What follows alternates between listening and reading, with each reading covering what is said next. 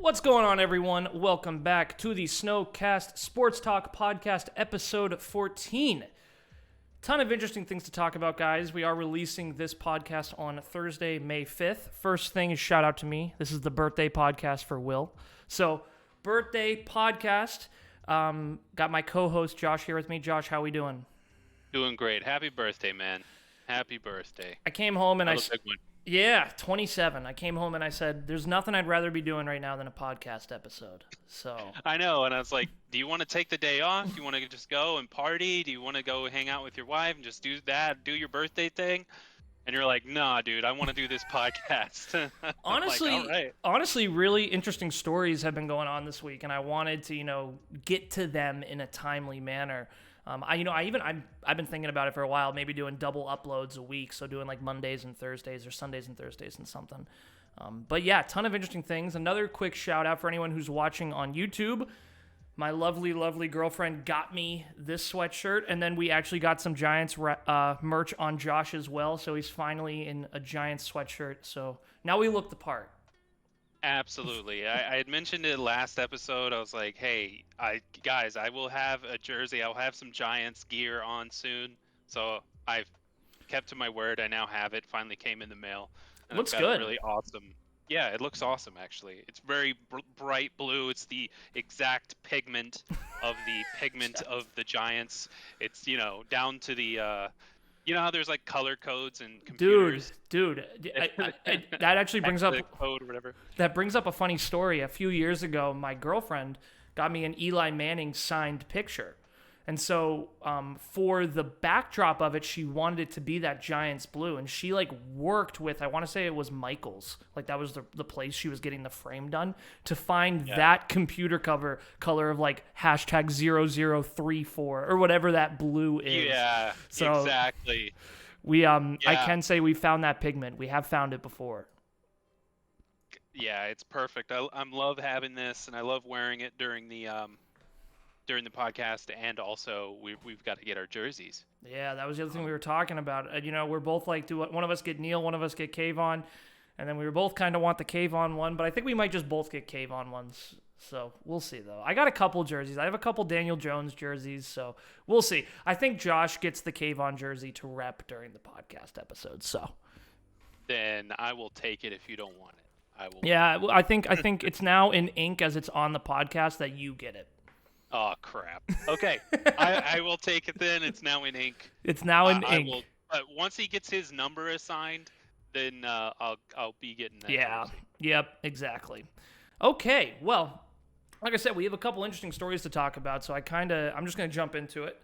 The first thing we saw here, got to be right after the draft, maybe even that Sunday or Monday, Joe Schoen finally started clearing out the scouting department for the Giants. So we saw names like Chris Pettit and Kyle O'Brien both be let go from the Giants just about right after the draft.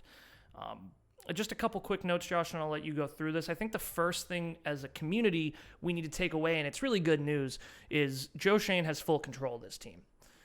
There's been rumors in the past and reports in the past that John Mara is actually a very controlling, manipulative owner. And it seems like he has let up on some of that. John Mara's actions ever since they fired Joe Judge and let Gettleman go have just been amazing. And these firings right here really show that Joe Schoen really has full control of the Giants right now. Yeah, it's incredible because it's he seems like such a nice and happy guy, but he also has the cojones to fire someone and be like, no, you suck. You're not good at your job. And, he was also because he's a former scout himself. Yep, he exactly. spent a lot of time as a scout. And so it doesn't surprise me that has the highest level of scrutiny on the scouts for the Giants.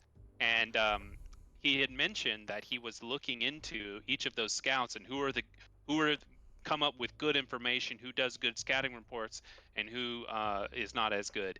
And so he fired the people that were not as good. Yeah, so, and that's good. The thing was, Josh, too, being new to the Giants, these guys had reputations, especially Chris Pettit. He's been with the Giants now since 2004. This guy is a lifer as a New York Giant. And he was responsible for the Saquon Barkley pick. He was responsible for the Daniel Jones pick.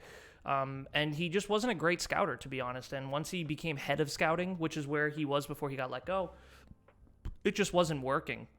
So, it shows that Scheon has full control, because John Mara would not want to get rid of a lifer working within the Giants. They brought Dave Gettleman in because he was basically a lifer with the Giants before he left to go to the Panthers. So these guys had made bad picks, just all around. So, Chris Pettit, been here a long time, responsible for a lot of the picks. I think you can kind of judge a team on their last 6 first-round picks. So, if you look at the Giants since 2016, it was Eli Apple, Evan Ingram.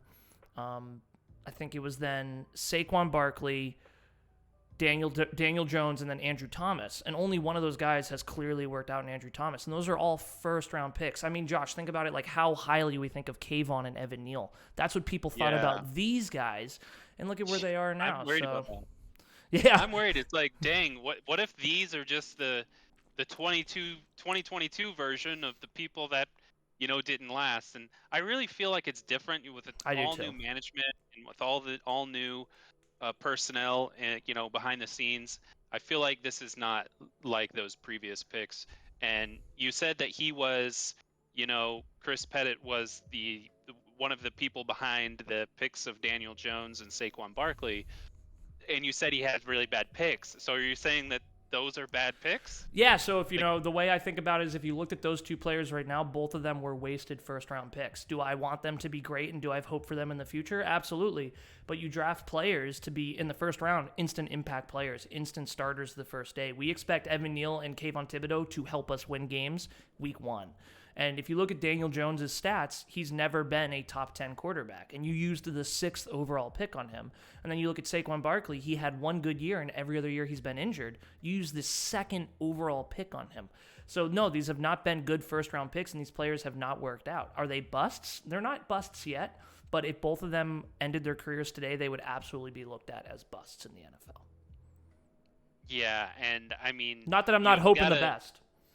And then there's the conversation of, is that Daniel Jones's fault, or is that the coaching's fault? Is that the O-line's fault? Whose fault is it? And maybe it's not right to say it's any one person's fault. But yeah, the secret is it's a combination. But you have to think, though, as a scout, he's looking at Jason Garrett and Patrick Shermer and saying, okay, these are the schemes. Let me get the players that fit these schemes to best. So now Jones is in this scheme and he's failing. That's bad scouting. That's where that starts, is bad scouting. And so, I think it was absolutely the right move, and Chris Pettit, I think, was long overdue to get his job taken away. I definitely, there's always that line, though, you look on Twitter and stuff, and people are like, he's a guy, though, he's a human being, it sucks that he lost his job. That's tough for sure, and he's definitely put the years in at the Giants, but it just hasn't worked out. And, the other thing, too, quickly about all these firings is Joe Schoen probably didn't really want to keep these guys, but when he was hired in January. In January, you've already done most of your scouting. You scout throughout the whole year. So Joe Schoen couldn't get rid of these guys for 2 reasons. One, they had already done so much work that Joe Schoen could use. And second, let's say you fire them, they can go to another team and give that team information about your draft. So Joe Schoen he had to keep them until he let them go. That's a good point. Yeah, so, the timing was perfect. I think a lot of people, including myself, thought this was going to happen. When I looked at who was on our staff, I was like, Joe Schoen's probably going to fire these guys once the draft is over. Get in there, work with them, because they've been scouting the whole year. They're 6 months into their project. Work with them, get your draft picks, and then bounce out. That's a really good point. I didn't think about that, but it makes sense that you wouldn't want to fire them before the draft, because they could just let you, of course. Let out information. And then I don't know if this is just rumor, if it's true or not, but I've also heard the rumor. We have it here. You put it in there, but I've also seen this rumor as well. Yeah, I've seen it going that around. He purposely leaked false information to see if it would get out, and when it got out, he knew who leaked that information, and that was part of the I'm firing you because you can't keep secrets or whatever. Yeah, so I'm going to say I don't believe this is true at all.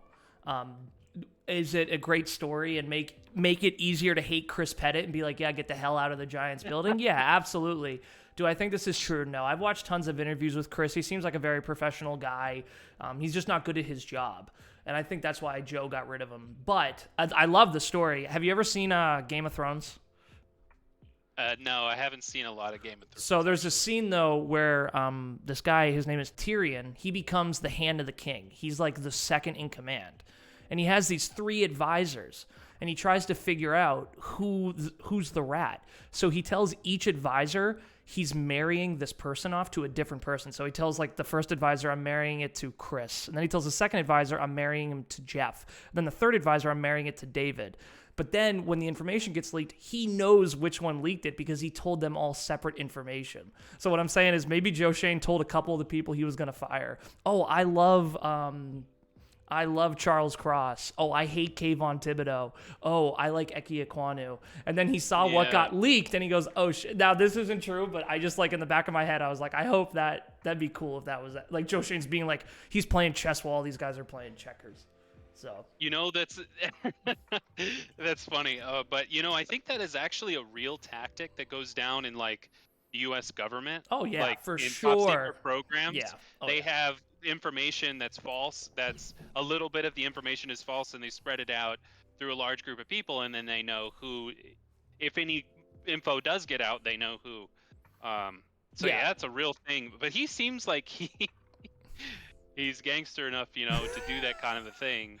I love it. So it was cool, And then the other guy they let go of was Kyle O'Brien. They actually let go of a couple people, but Joe Schoen isn't looking at just the people who have been here for a long time. Kyle O'Brien was actually hired last year by Dave Gettleman and Joe Judge. And the thing about Kyle O'Brien that is just suspect is the teams he was with before were the Lions, the Jags, and the Patriots. All 3 of those teams are notoriously bad for drafting. The Lions and the Jags, because who were the top 2 teams drafting last year? The Lions and the Jaguars. So obviously they're not drafting well if they're in the first round in the top 10 every single year. And then the Patriots, they're not always in the top 10, but none of their draft picks have really worked out over the past few years, especially in the first round. So I think Joe Schoen isn't just going in saying, oh, this person's a Giants lifer, I'm going to get rid of them. He's actually evaluating them and saying, nah, you're not the right fit for what I'm going to do here. And I'm sure it was very like amicable or whatever. I'm sure he wasn't rude about it. I'm sure he was like, hey, we're just moving in a different direction. Appreciate everything you've done. I'm sure he was super professional. Like, he's so professional.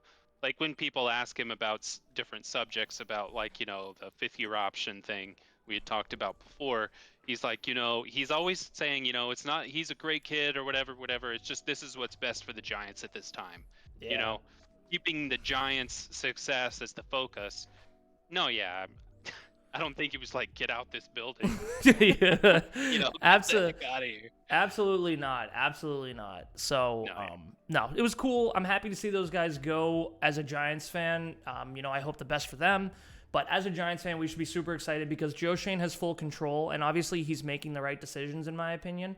Head coach-wise, Brian Daboll is who I wanted, and he took my 2 favorite players in the draft, and he obviously knows what he's doing. And also, he doesn't really lie about what he's doing. Dave Gettleman was notorious for kind of telling us things that weren't true. They signed Odell, our wide receiver. He said, we didn't sign him to train him. A couple months later, they traded him. They told us Eli was going to be the starter the year Daniel Jones was drafted, but then after 2 games, they benched Eli. So Dave was a little bit more like, oh, I'm going to play the media and lie to them. Joe Schoen's like, I'm going to fix the O-line. He signs like 4, drafts like 4, and we actually now have a decent O-line on paper. He said Daniel Jones is our guy, and we're going to keep him. They kept him. They didn't draft anyone else.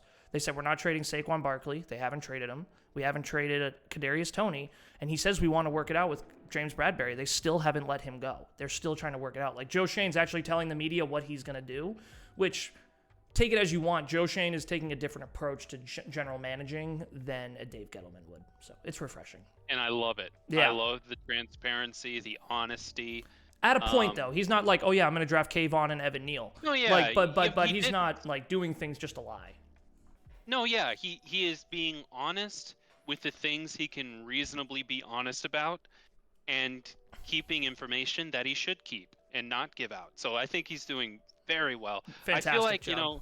he seems like he's very young. I feel like he's gonna be a really great GM. I love it. As the years go on, in the future, he could be considered one of the best GMs ever. Oh, man, we all can hope and pray. We all can hope and pray. And, just Yeah. talking about the draft a little bit, going into this next point here, I did have a note, some draft notes after the end of the draft. And so I just want to make a quick point, and then we can move on. I didn't want to go into full detail. We have a whole podcast, guys. The previous one talked about every pick. But I wanted to talk to Josh about this, actually. What we saw was in the first round, everyone was really excited with those picks. And then when we got into the second, the third, the fourth, the fifth, and the sixth round, we kind of left with, questions. You know what I'm saying? But as the Giants community, and I've kind of seen this shift, as they've watched the film and looked at, where we're going as a team and who are our coordinators, they're saying, oh, no, these guys actually fit that scheme. And so I just wanted to quickly highlight that's a huge change in philosophy. I love listening to old Dave Gettleman stuff just to kind of see where we went wrong. Dave Gettleman will always talk about best player available, best player available. You don't draft for need. And it seems like the Giants were actually reaching on some of these guys. I mean, Josh, when we looked at the projections, we saw guys taken in the fourth round who were in the sixth round. But when you watch the film on it, you go, oh, wait, no, that's going to work amazing in Wink Martindale's defense. Like the linebackers, we always saw good on the blitz. We're like, oh, wait, that's a scheme fit. The wide receiver we took, Robinson, that's a scheme fit. The linemen we took, they fill needs. So I just want to make a point that, this draft I think was really jarring for a lot of us Giants fans because before, we took a Lorenzo Carter, a Will Hernandez, an O'Shane Ximenez. These guys were the best players available in the second, the third round. Look at how they've worked out. Hernandez is gone, Carter is gone, and Ximenez could get cut.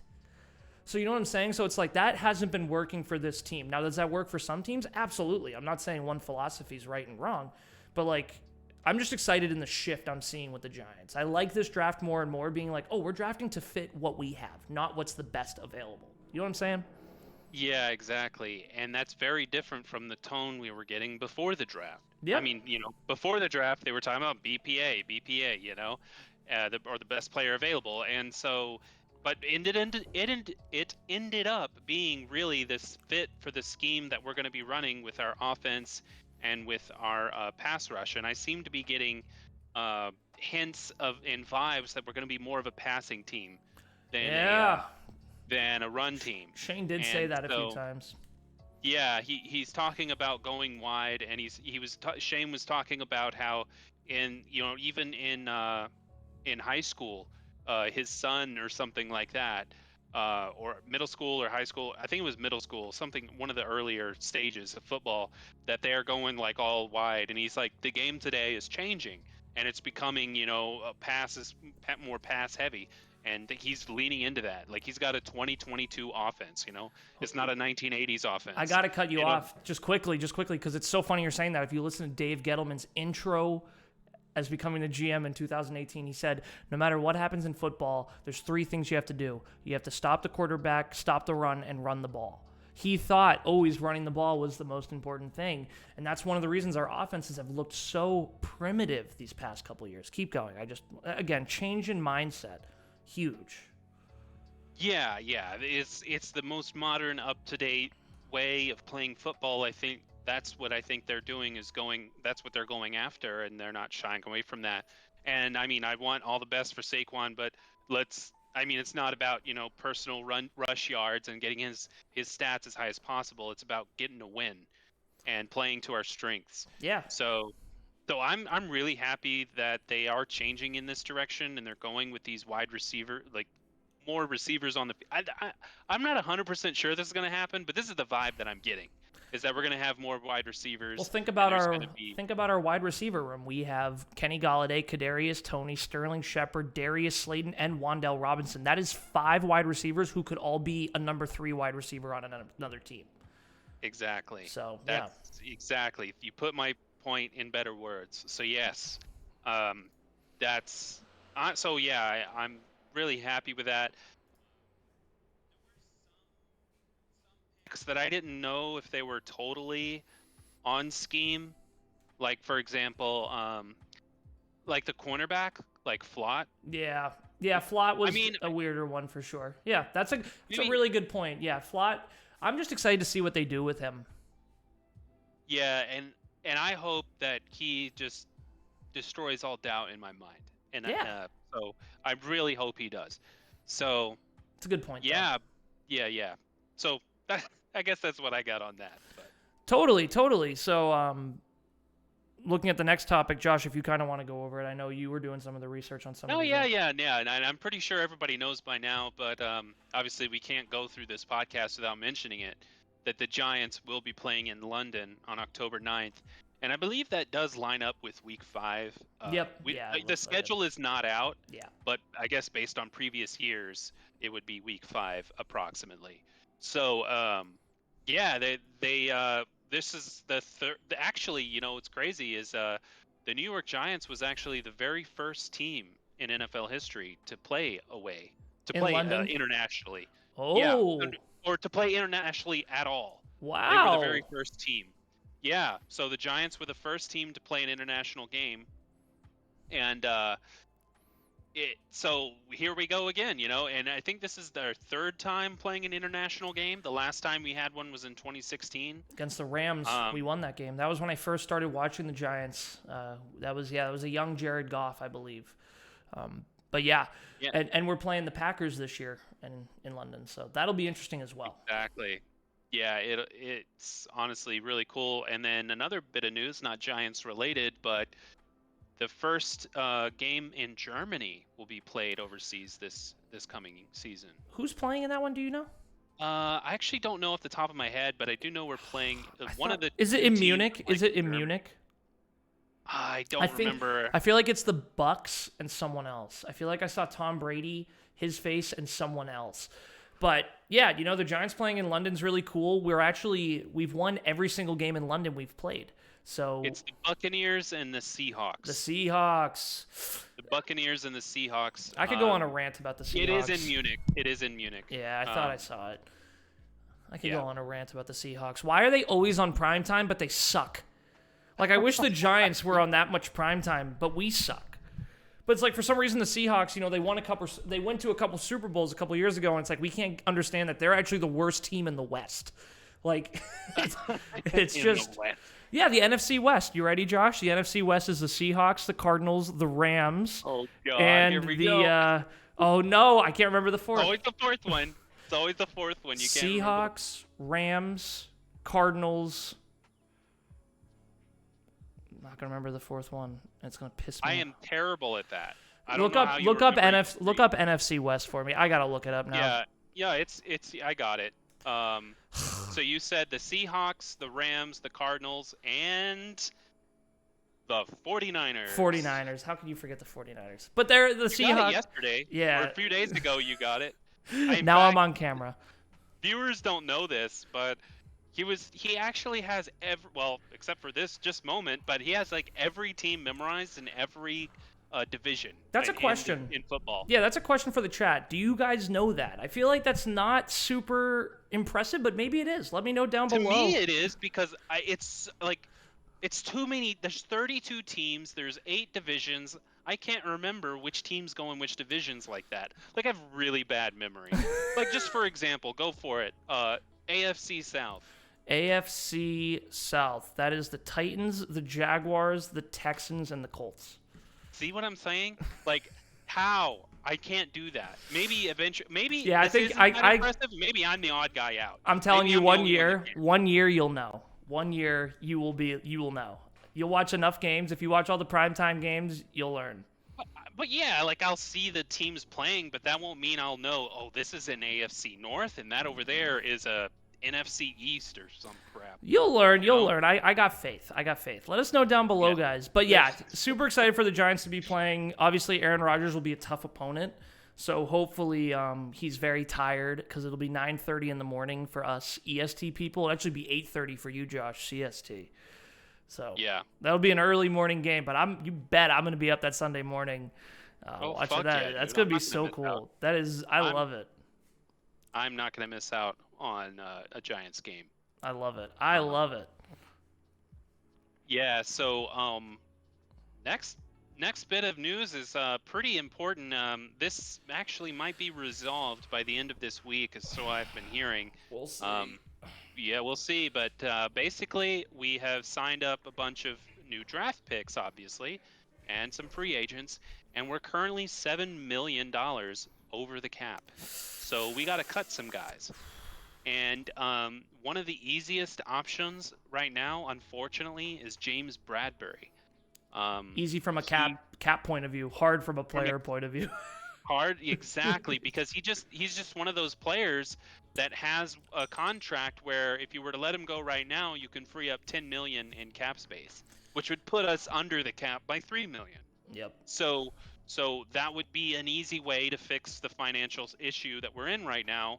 And I think Scheon is put in that tough spot right now where he might have to give up Bradbury, and if obviously he doesn't want to, he's a starter. He's a starter in the league. So.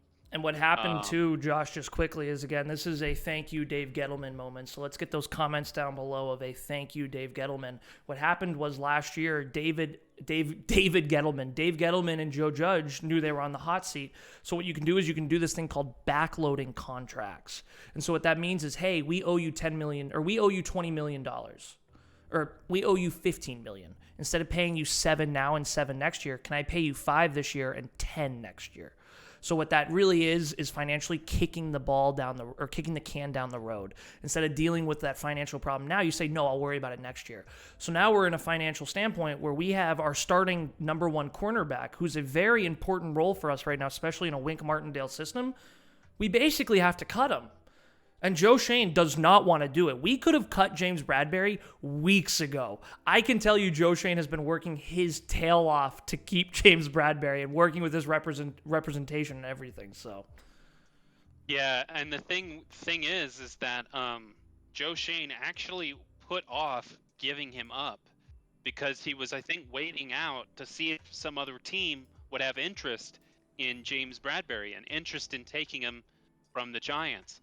But he said he was surprised that Bradbury hasn't generated a lot of traction, but that may be because the other teams know that the Giants can't afford Bradbury, so he's going to go up for free agency anyway. Exactly. It's very similar to the Baker Mayfield situation in Cleveland. They're like, wait, why would we trade you draft capital when you can't even afford the guy? I'll just wait a couple weeks, keep my draft picks, and you have to cut his butt. Like, what are you talking about? Like, exactly. So, yeah, it's absolutely, again, that's a thank you, Dave Gettleman moment where now we have no leverage. It's very bad general managing. When At this point, if I stump my toe, I'm going to say thank you, Dave Gettleman. Yeah, because it's somehow that guy's fault. It really is. He is one of the worst general managers in the history of football. Like, it is absolutely incredible how much damage he did. I mean, Dave Gettleman inherited a very bad situation with the Giants and then did everything possible to make that situation worse. And then when he left, it was worse. So, yeah, I mean, just quickly, James Bradberry is an absolutely phenomenal player. But right now the problem with him is he's older and he's expensive. So no one's going to trade for him when he's going to get cut anyway. So it's a tough situation. But I don't think he's 30 yet. No, he's 29. He's 29. Yeah. So he still should have some game left. Years ahead of him. Yeah, some game left. So we'll see what happens. Scheon did say, I think, that we'll have this figured out by the end of the week. So right now it is a Thursday, so we'll see. Maybe tomorrow. Maybe tomorrow, maybe over the weekend, we'll hear news about what's going to happen with Bradbury. Maybe they do something else with some other players, but apparently you could even extend Bradbury and kick the can down the road further. Say, hey, we owe you $10 million. Can we pay you $15 million and pay you $2 million this year, and then $13 million next year? I don't know if kicking the can is really. And that's, I'm sure, what Joe Schoen is fighting with. I'm sure Joe Schoen's like, we need this guy, but at the same time, I don't want to put myself in a financial. Now, next year we're going to have a lot of cap space, but the reason we're going to have a lot of cap space is Dave Gettleman set up 3-year contracts, and a lot of those 3-year contracts are over after 2022. So.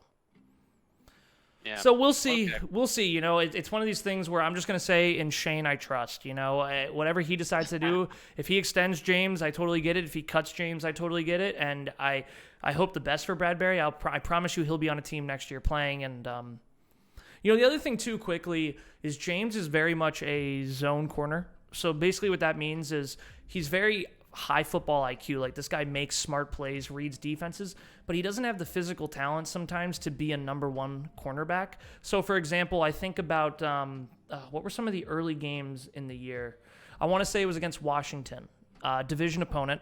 They have a wide receiver, Terry McLaurin, And in week 2, Patrick Graham, our defensive coordinator, kind of decided, hey, I want to start blitzing more. So what happens, and Josh, I'm not just explaining this to you, I'm explaining this to everyone though. When you blitz more, the cornerback has more responsibility because now you're bringing linebackers, safeties, and there's more space in the back of the field because you're bringing more people up.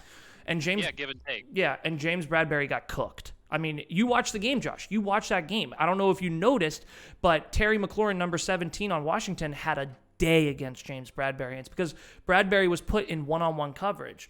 So that's why maybe sometimes I lean more towards just cutting him. People are like, oh, well, who's going to be the cornerback one? Adoree Jackson? Yeah, maybe that's going to be it. Maybe it's going to be Flott, Adoree Jackson, and Robinson and Holmes. Maybe those are our 4 cornerbacks. It's our weakest position for sure. But James, when he was one-on-one last year, which was almost 8 or 9 months ago, he's only gotten older since then. He got cooked, man.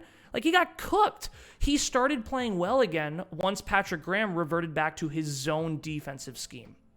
So, just a food for thought. Yeah, the more and more we talk about this, the more and more I think Flott was a good choice. Yeah. We needed a corner. Probably what Shane was thinking in the back of his head was, I might have to let up Bradbury after this draft. But was Flott the best choice he could have made of all the cornerbacks on the board at the time? Not so sure, but time will tell. Time will absolutely tell, and I hope the best for Flott. It's an important role, and the other thing too, I'm having ideas come in my head. The Giants are not a win now team. I mean, Josh, we're not thinking we're going to the Super Bowl next year. Why do you extend an older cornerback when you're a rebuilding team? Just doesn't sound like we're going to the Super Bowl, buddy. I don't know love where it. your head's at. I love it. I'll keep us grounded, and you can keep us in the clouds. We need a yin and yang here. But I can tell you, after last year, I'm definitely not. I don't have my expectations high, so I just think if I was in Shane's position, I would sadly cut him, and that sucks. But I just think we're a young team. We're improving slowly. Don't put any money next year to an aging cornerback who might be all done by that point. No, yeah, I honestly, if we can be competitive in our division and be right, either winning the division would be awesome. Yeah, no, for sure. I don't mean to cut you off. Funny story. I was looking at the topics, and I'm like, oh, we're at 32 minutes, and I was like, okay, what more do I have on James Bradberry? My favorite topic is up next. I'll let you go into it, but this is my favorite topic of the week, by the way. I love the Cowboys. I love them. I do, because there's never been a team more hyped and more talked about that literally always misses the expectation and just depresses all every year. And just go ahead. You can explain it, Josh. I hate the Eagles, love the Cowboys. Well, the Cowboys obviously, they had one of their managers. No, their owner, right? Jerry Jones. Jerry Jones, right? Jerry Jones, 80-year-old, 85. Yeah, he displayed the board of who they thought was the top picks in the draft. Yeah, who they thought were the best players. Because the O lineman they took, the media kept saying, "Was that the best O lineman? Was that the best O lineman?" And he goes, "Oh well, look at our board," and he literally flipped it around and showed it. Go ahead. I love this story. He doesn't care anymore. He's getting later on in years. His son had to pull him and say, "Dad, what the hell are you doing?" It's just so good. And so to get to the point though, when he flashed his board, Thibodeau was his number. Flashing your board. Yeah, when he flashed his board. Thibodeau was his number 1, and Neal was his number 2. So it's funny, we got those exact picks that they thought were 1 and 2. Now, as a disclaimer, someone deciphered it, and the picture is so blurry, makes me think I need glasses, but you can clearly kind of make out Sauce Gardner. I think he was at number 5. You can see Cincinnati, the longer call. So it looks like his top 2 were Kayvon Thibodeau and Evan Neal. And the Cowboys are actually pretty good at drafting. They're actually not horrible drafters. So it's pretty cool to see those 2 guys at the top. And I'm sure Jerry was just absolutely rip shit that at 5 and 7, the Giants got. I wish I could be in the draft room of the Cowboys to see that. So. Oh, I don't want to be. They were probably very upset. Yeah, I don't think Jerry thought they were going to fall to him, but I'm sure he was upset that a division rival got both of them. I'm sure Jerry was hoping like the Jags and the Lions would take him at 1 and 2. And Jerry Jones, I guess for anyone who doesn't know too, he's a very eccentric owner. He bought the Cowboys in '95, I believe, and he actually won a couple Super Bowls, but he kind of bought a team that was built to win. And then ever since then, they've actually only won one playoff game in like the last 20 years. Like the Cowboys always have I promise you, Josh, when we get to like August, Cowboys will be in the top 3 betting odds to win the Super Bowl every year. They always, Really? always. They are the most overhyped, underperforming team in football. And I love it. I love Cowboy fans. They're just bandwagoners. They're everywhere. I love them, but they are very nice. And they're always, they're super hyped, super pumped. Skip Bayless, for example. No matter what they do, he roots for them and thinks they're going to play well. And then come the playoffs, they always lose the first game in like the most beautiful fashion. Like they lost the last playoff game against the 49ers. It was like a few seconds left, no timeouts, and the quarterback ran the ball. And he had to spike it to stop the clock. But since he ran it, the referee had to run all the way up, and the ref has to touch the ball before you can spike it. And the ref didn't get up there quick enough. And so the time just went out, and they lost the game. Oh my gosh, what a flub. And so, it's like perfect moments like that. And then, all of Cowboys Nation's like, we got robbed. It's absolutely immaculate. I love it. I love that Jerry Jones literally flipped his board and showed it to the media and held it there for literally like 7 seconds before his son was like, wait, Dad, what are you doing? And like the media laughs, the team laughs. I mean, it's just wild. And, I do have to say something, though. I'm going to go off topic a little bit here. I tweeted this and no one thought it was funny, and I thought it was funny. I'm going to look up Jerry Jones draft board. And then I'm going to share my screen, Josh, and I'm going to send you the picture, and then I'm going to explain what I'm thinking about right now. Yeah, this is a great picture right here. Let me open this up.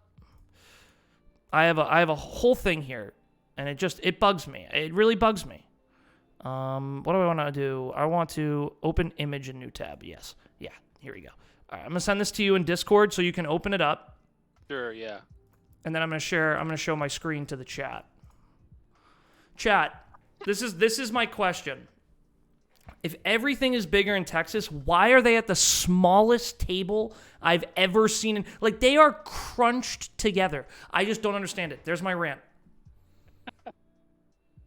I don't know, man. That's it looks like a really flimsy, cheap table with a little cloth draped over I'm it. just saying, it's always bigger in Texas except this. Just had to go on that small rant. I tweeted it and thought it was so funny, and no one liked it, so I just had to. No one liked it. I had to get it in here. Had to get it in here. I feel bad because my stepbrother is actually a huge Cowboys fan. My uncle is, and when you meet a Cowboys fan and you talk to them, they're never rude, they're never mean. They're always like, "Oh, hey, you're a Giants fan? Oh, screw you," and like give each other the bird. But like an Eagles fan's like, "No, I'm gonna pick up this piece of dog shit and eat it because I hate you," and it's like, what? So freaking nuts, man. Eagles fans. Did you watch that video, by the way? I sent you. It's okay if you didn't. Oh, yeah, I did actually. Did you see who number one was? The number one rivalry? Yeah, the Giants and the Eagles. Yeah, and the Eagles. Yes, absolutely. So, I didn't realize that it was such a huge deal. Huge. Biggest rivalry in sports. Now that I know, yeah, I really cannot wait to see these games coming this season. Well, and for anybody else that doesn't know, I am, new to getting into football, so I really rely on Will a lot. And but I'm getting up to speed and stuff like that. You're doing great. Yeah. So but man, I really can't wait to see. Well, let me tell you play. Let me tell you the latest reason why they hate each other, just very quickly. The latest reason. So Joe Judge, his first year as a head coach, he actually did a very good job. It was a COVID year. Stadiums were empty. Players couldn't really practice. Joe Judge did a great job. So we started off the season 0-7. And we finished off 6-10. And our division was so bad, Josh. The way the playoffs work is one team from each division goes to the playoffs.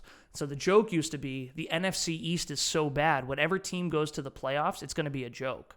So like The Giants could have gone to the playoffs with a 6-10 record. That's how bad our division was. And so what happened was our last game of the season was against the Cowboys. We beat them, so we were 6-10. That night, the Eagles and Washington played each other. Those are the 4 teams in the division. Right. Washington, if they lost the game, would have been 6-10. But the Giants would have won the division because we beat them twice in the regular season. So you get it? So it's like if both teams finish at the same record, whatever team beat the other one wins. Right. So the Washington team played better than the Giants, but they couldn't beat the Giants. So we go into the game and we're Eagles fans because if the Eagles win, then the Giants win the division. The Eagles were like 3 and something. Right. And in the third quarter, the Eagles are putting up a fight. The Eagles pull their starting quarterback and let Washington win. They literally gave up the game, and Washington won, and they went to the playoffs, and we didn't because they finished 7-9. Wait a minute. You're saying they let them win? Are you sure? They literally pulled their starting quarterback for no reason. And the reason I think they did it was because they wanted a better draft pick. Because if you lose that game, you now have a better standing in the first round. Wow. So Giants fans were pissed. Now, as a Giants fan, I am absolutely ripshit. As a football fan, I get what the Eagles are doing. Why win a pointless game when if you lose, you get a better draft pick? You know what I'm saying? But the Giants, I mean, the list goes on forever of why we hate them. That was like the latest reason, though. So yeah, but losing a game on purpose is like super taboo. It was the locker room was not happy with the Eagles and the coach was fired after it happened. Even though I think higher ups told him to do it, they had to purge everything and start over. Right. So just a fun story. No, yeah, I really honestly I'm ready for that. That's the game I went to last year. I'm ready for that schedule to come out. Yeah, me too. Look, and take a look at some of those division games and see, when are we going to be facing them, and then it's going to be fun to keep a track on the other teams within our own division. It always is. As we go along, Yep. You always root for the team playing your division team. So whoever's playing the Cowboys, we're rooting for. Whoever's playing the Eagles, we're rooting for. And whoever's playing Washington. So all those games are just as important because even if we lose, if all of them lose, we still have a chance to go to the playoffs. It's crazy that same season you're talking about, where the Washington won against the Eagles on that last game. They were the division winners with a losing record. Yep. 7-9. They went to the playoffs. Isn't that weird? They called it the NFC least because all the teams were so bad. Yeah. And then you know what's funny? Washington played Tom Brady the next week because they were obviously the lowest seed and Tom Brady at the Bucs was the highest seed. Washington put up a fight. That game was close. That was the hardest game Tom Brady played in the whole playoffs, like his Super Bowl run.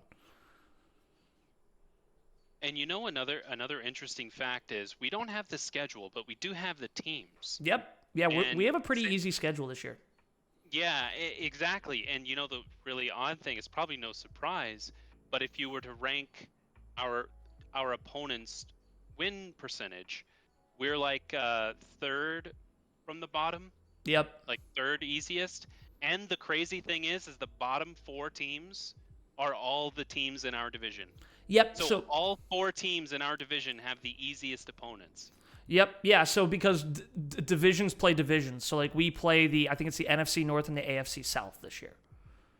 So because of that, Washington's also going to play the NFC North and the AFC. I believe that's how that works. I could be wrong though. Actually, I could be wrong. I'll have to do a little research on that, how that gets broken up. But yeah, last year though, the Giants had the statistical hardest schedule. Last year? Last year, yeah. We were at the lowest, had the hardest schedule. Wow. So it's cool we have an easy one. Aaron Rodgers in London's going to be one of our tougher games. The only thing is the only thing about having an easy schedule is if we do well, I don't want that ever to be an excuse. No, it never is. An easy schedule, no, because last year the Buffalo Bills had a great year and they had the statistically easiest schedule. They had the easiest one, and no one brings it up. Oh, okay. Yeah, no one does because it's the NFL. All these guys this is the top 1% of players in the world. Yeah, that's a good And point. any It's like given even the Sunday, easiest something can game, happen. Yeah. Any given Sunday, too, something can happen. Trust me. And even if you have the easiest schedule overall, like as an average, not every team will be easy. There will be Nope. teams that are difficult. Yeah, because it's Like all I about think matchups.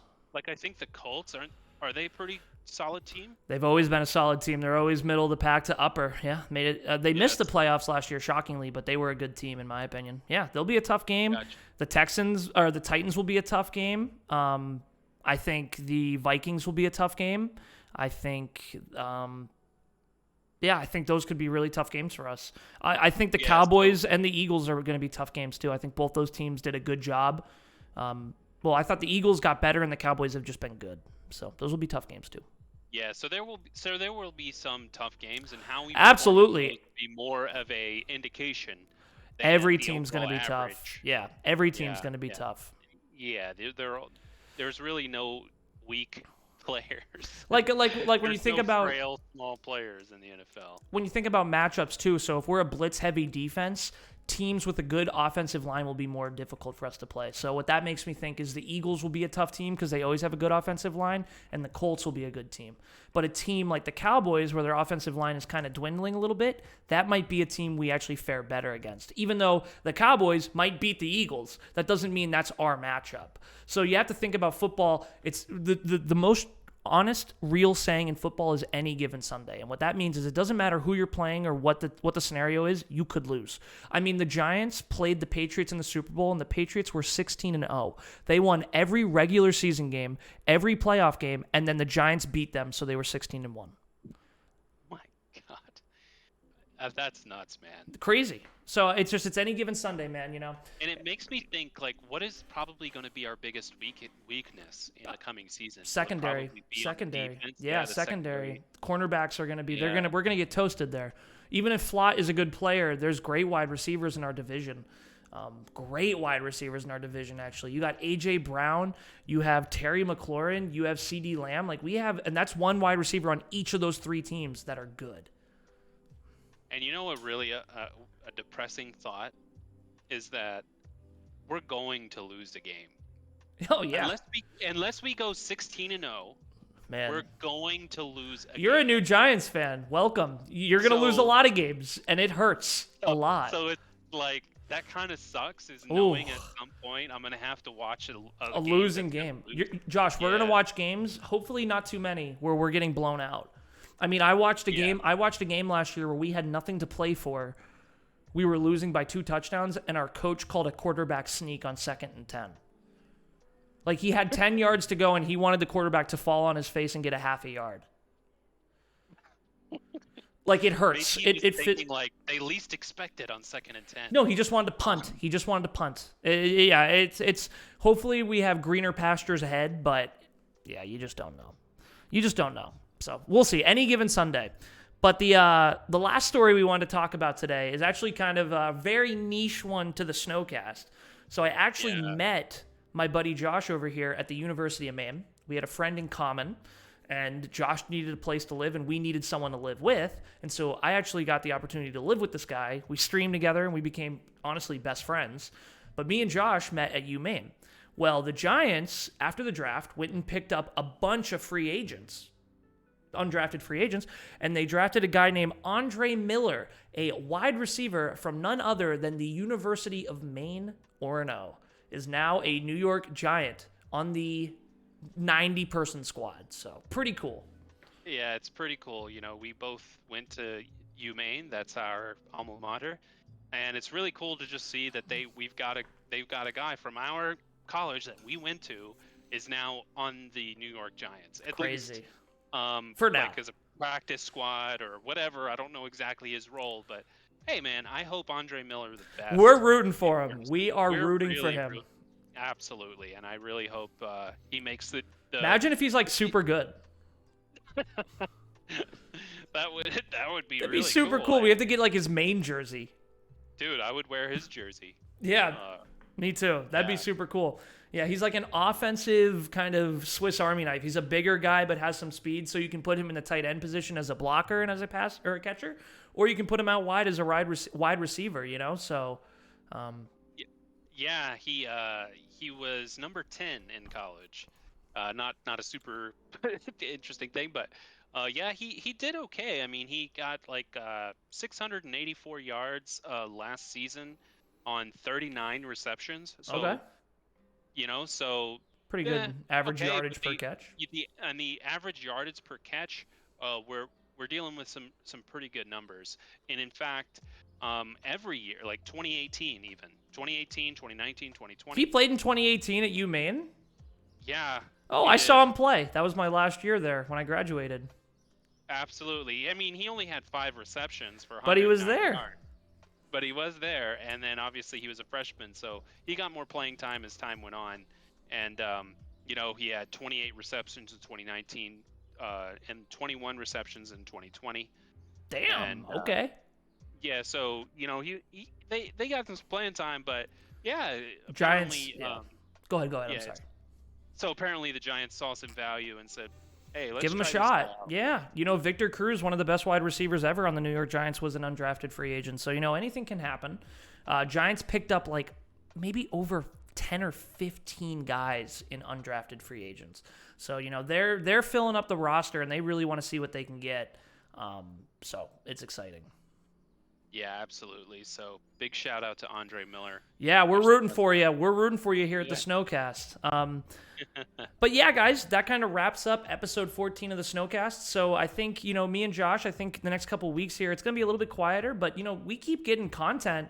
So I think, the next episode will be out on Sunday. I think we'll have 3 or 4 more stories to go over by then. James Bradberry resolution, and I'm sure there'll be other things going on. So.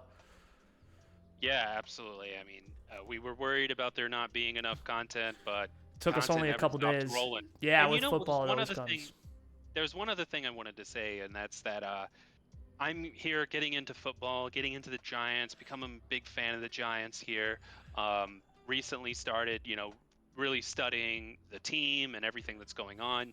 And I think it's really great that if I can learn to love the Giants at the most boring time of year, can you imagine how awesome it's going to be when I actually start seeing some real games? Or how dreadful it's going to be. Come on, man. You just ruined it. Hey, dude, because you're going to fall in love with this team, and then you get to have the high highs and the low lows. And let me tell you, the Giants give you some of both. Well, I just think it's awesome that for me to be able to get into the Giants at the most boring time. It's freaking off-season, like training camp. Yeah, after the draft. It was the draft. If I'm in here, super hyped and happy about the Giants and really into it now, it's just only get even better once I actually finally get to see some games with the Giants. Yeah, absolutely, guys. And I think me and Josh, we've been talking about doing some live streams, especially for like the preseason and stuff, seeing how these guys pan out. So we have a ton of fun stuff planned. So, be sure if you're listening on Spotify to give us a rating. If you're on YouTube, be sure to give us a thumbs up and subscribe. It seriously helps. And let us know down below if anything we said you had questions or comments about, because we're always interested to hear your guys' feedback. And on that note, we will catch you guys all on the next Snowcast. Peace. See ya.